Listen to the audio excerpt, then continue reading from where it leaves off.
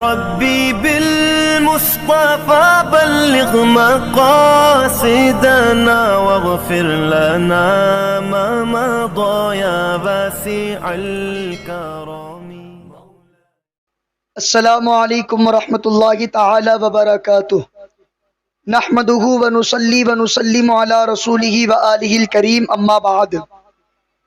انشاءاللہ تعالی آج ہم اور آپ قرآن مجید کی ایک اور مشہور و معروف سورۃ الہمزہ کے متعلق اس کا آسان ترجمہ اور اس کا مختصر تفسیر سننے کی سعادت حاصل کریں گے.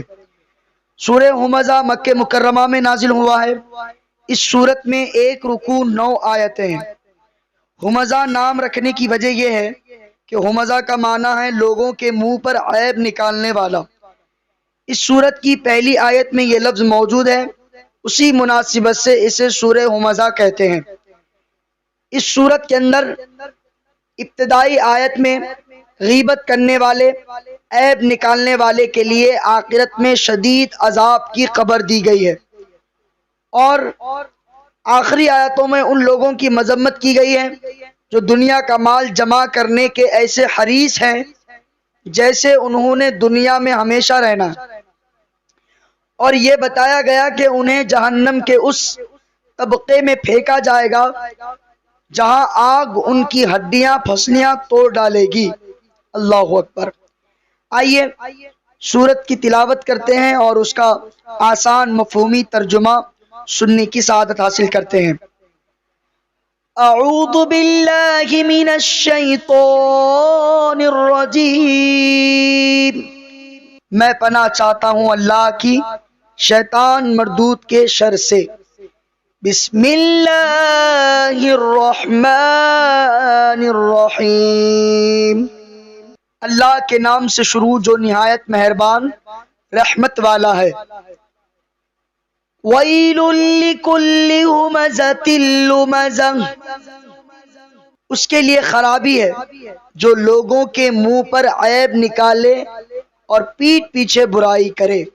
اس کے لیے خرابی ہے جو لوگوں کے منہ پر عیب نکالے اور پیٹھ پیچھے برائی کرے.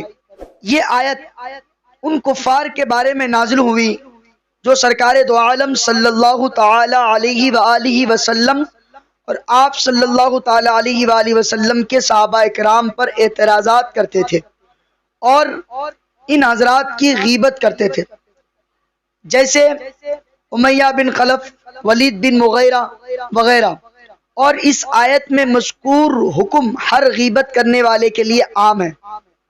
الذی جمع مالا وعددہ. جس نے مال جوڑا اور اسے گن گن کر رکھا. اس سے معلوم ہوا کہ مال جوڑنا اور گن گن کر رکھنا لوگوں کے منہ پر عیب نکالنے اور پیٹھ پیچھے برائی کرنے کے مذموم یعنی برے اوصاف پیدا ہونے کا ایک سبب ہے. ہمارے معاشرے میں مالدار لوگوں کی ایک ایسی تعداد ہے جو اس مرض میں بری طرح مبتلا ہے. اللہ تعالیٰ انہیں ہدایت عطا فرمائے. یاد رہے کہ مال جمع کرنا اور گن گن کر رکھنا چند ہی صورتوں میں برا ہے. پہلا، حرام ذرائع سے مال جمع کیا جائے. دوسرا، جمع شدہ مال سے شرعی حقوق ادا نہ کیے جائیں، یعنی مال جمع تو کر رہا ہے لیکن زکوٰۃ واجب ہونے پر زکوٰۃ نہیں دیتا، حج واجب ہو جانے، حج اس کے اوپر فرض ہو جانے پر حج ادا نہیں کرتا، اسی طریقے سے شرعی حقوق ادا نہیں کرتا، تو اس صورت میں بھی مال جمع کرنا یہ مذموم ہے، برا ہے.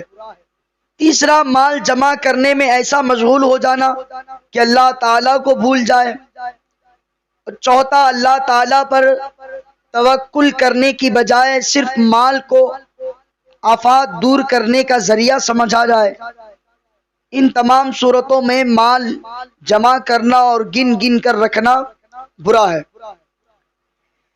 یحسب ان مالہ اخلدہ. وہ سمجھتا ہے کہ اس کا مال اسے دنیا میں ہمیشہ رکھے گا. کلا لینبذن فی الحطمہ. ہرگز نہیں، وہ ضرور ضرور چورا چورا کر دینے والی میں پھینکا جائے گا۔ وَمَا أَدْرَاكَ مَا الْحُطَمَةُ، اور تجھے کیا معلوم کہ وہ چورا چورا کر دینے والی کیا ہے؟ نار اللہ الموقدہ، وہ اللہ کی بھڑکائی ہوئی آگ ہے۔ یعنی چورا چورا کر دینے والی کیا چیز ہے؟ اللہ کی بھڑکائی ہوئی آگ ہے۔ التی تطلع علی الافئدہ، وہ جو دلوں پر چڑھ جائے گی۔ انہا علیہم مؤصدہ، بے شک وہ ان پر بند کر دی جائے گی۔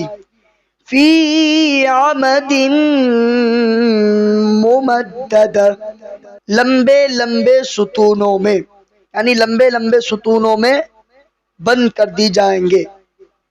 ان تمام آیتوں کا خلاصہ یہ ہے کہ لوگوں کے منہ پر عیب نکالنے، پیٹھ پیچھے برائی کرنے، مال جوڑنے اور گن گن کر رکھنے والا یہ سمجھتا ہے کہ اس کا مال اسے دنیا میں ہمیشہ رکھے گا اور مرنے نہیں دے گا، جس کی وجہ سے وہ مال کی محبت میں مست ہے اور نیک عمل کی طرف راغب مائل نہیں ہوتا۔